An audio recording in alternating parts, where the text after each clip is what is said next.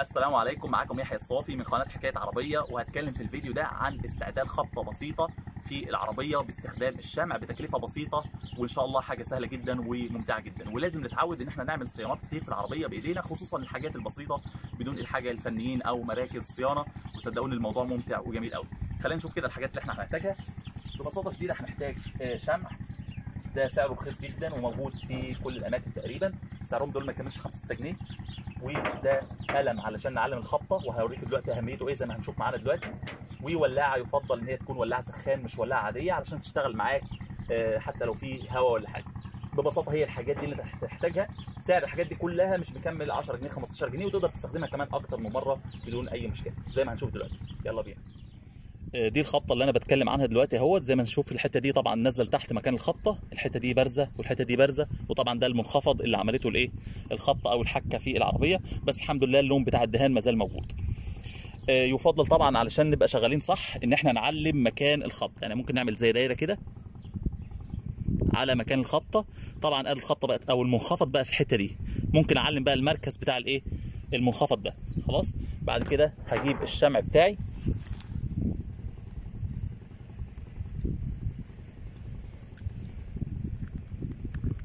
طبعا يفضل ما يكون مكان ما فيهوش هواء.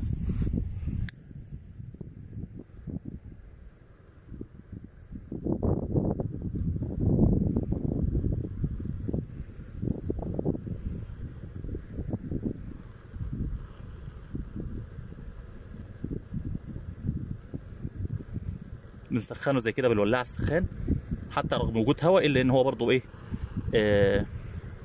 يعني الولاعه قادره تشتغل برضه في وجود الهواء ده، ودي ميزه الولاعه السخان عموما. غير الولاعه العاديه هتحيرنا شويه، او نقدر نشتغل بيها في مكان ما فيهوش ايه ما فيهوش هواء. نسيب بقى الشمع يبرد شويه علشان ما يطلعش بالدهان. خلاص احاول اسويهم كده مع بعض، واسيب الشمع يبرد ثواني كده علشان ما يبوظش الايه الدهان. هيبقى برضه هو لازم ممكن نلمسه لمسه بسيطه كده. خلاص هو برد، خلاص ابتدي احطه بقى فين في المركز بتاع الخبطه بالمنظر ده، تمام. وافضل سنده كده لحد ما يبرد.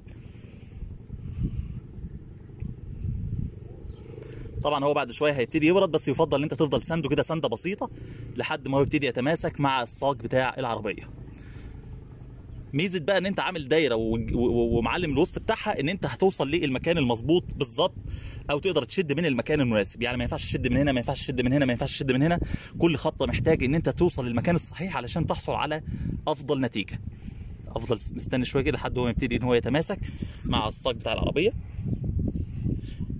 علشان يدينا قوه شد مناسبه مع الايه الصاج بتاع العربيه. وكل ما كان الصاج تقيل او الخبطه كانت شديده يفضل انت تزود عدد الشمع علشان تكون قوه الشد اعلى، وتقدر انت تحصل ان شاء الله على نتيجه نتيجه مرضيه وكويسه باذن الله من اول مره.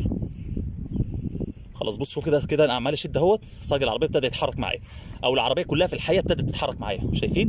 بصوا كده العربيه كلها بتتحرك اهي.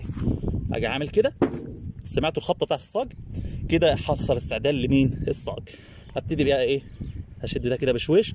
خلاص هو كده الصاج تم استعداله. خلاص اشيل ده على جنب وابتدي ارش رشه ميه بسيطه كده، او حتى بصباعي هبتدي اتحرك. هيبتدي كل ده يطلع معايا بدون اي مشكله، ومع غسيل بسيط هيبتدي يبقى الموضوع سهل.